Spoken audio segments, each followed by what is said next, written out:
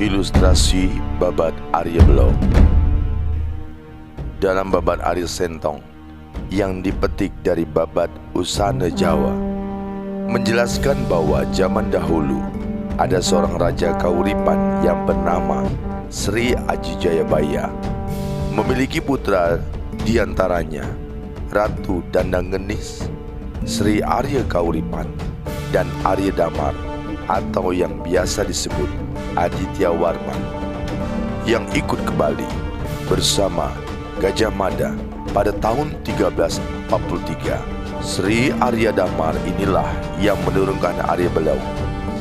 Arya Damar memiliki 7 orang putra, di antaranya Arya Kencem, Arya Sentong, Arya Beletang, Arya Belau, Arya Kutawaringin, Arya Kepakisan, dan Arya Benculuk. Sementara dalam babat Sat Arya dijelaskan bahwa Arya Belau juga disebut Arya Pudak, seperti yang tertulis dalam prasasti di Jawa. Lalu, apakah Arya Belau dan Arya Tanwikan adalah sama? Mengenai Arya Tanwikan adalah hal yang keliru. Dalam buku babat manapun tidak ada istilah Arya Tanwikan, karena Arya Belau dalam logat Jawa dibaca Arya Belok, lawan kata Arya Kencem.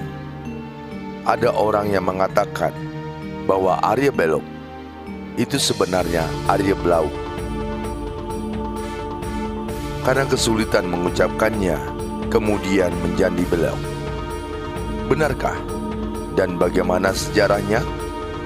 Mengenai dialek atau pengucapan kata dari Arya Belau menjadi Arya Belok, saya kurang tahu sejarahnya.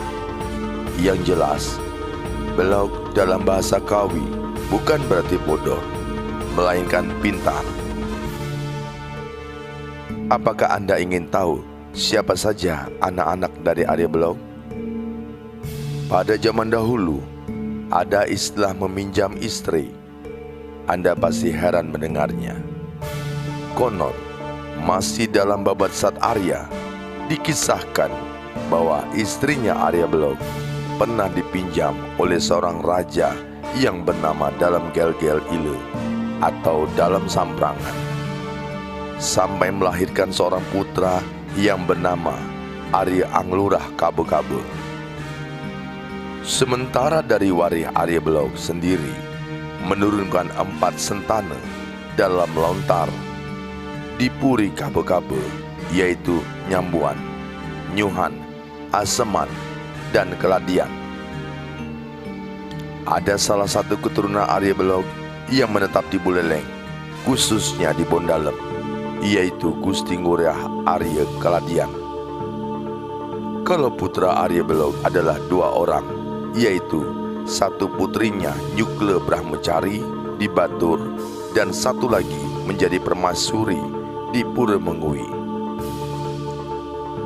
Di sini banyak sekali versi yang menyebutkan Arya Belok dalam artian bodoh atau tidak berguna. Namun sesungguhnya Arya Pudak diberi gelar Arya Belok itu dalam artian bahwa Jawa kuno yang artinya wikan dan sakti terbukti dengan keris pudak setegal mampu membuat kerajaan Gel-Gel bertahan sampai sekarang. Dan ciri-ciri Arya Pudak atau Arya Belok adalah manusianya sudah pasti wikan, namun rendah hati, selalu mengalah. Nah, kalau Anda tidak percaya, coba datang ke Puri Saren Kelot Kabe-Kabe atau langsung buktikan Kupuri Gel-Gel seperti apa yang diperlakukan Arya Belok. Dalam lontar disebutkan keturunan Arya Belok di Kabe-Kabe tidak akan memadu-badu apabila upacara ngaben bisa sama dengan Puri Gel-Gel, karena ibunya jadi satu.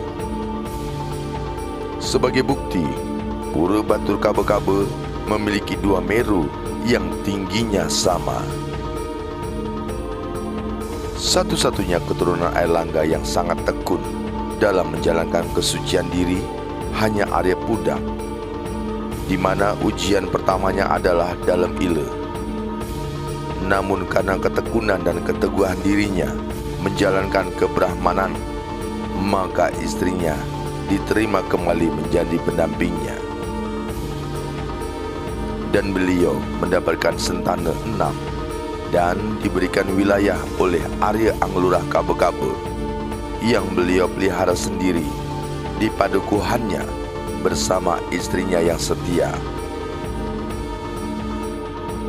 Sedaururung di Sekabe-Kabe terbukti Nyambuan dari utara, kemudian Nyuhan dan Aseman karena memberontak pindah ke Abian Semau, dan begitu pula adik beliau dari keturunan kedua Beringkit yang sekarang tinggal di Beringkit.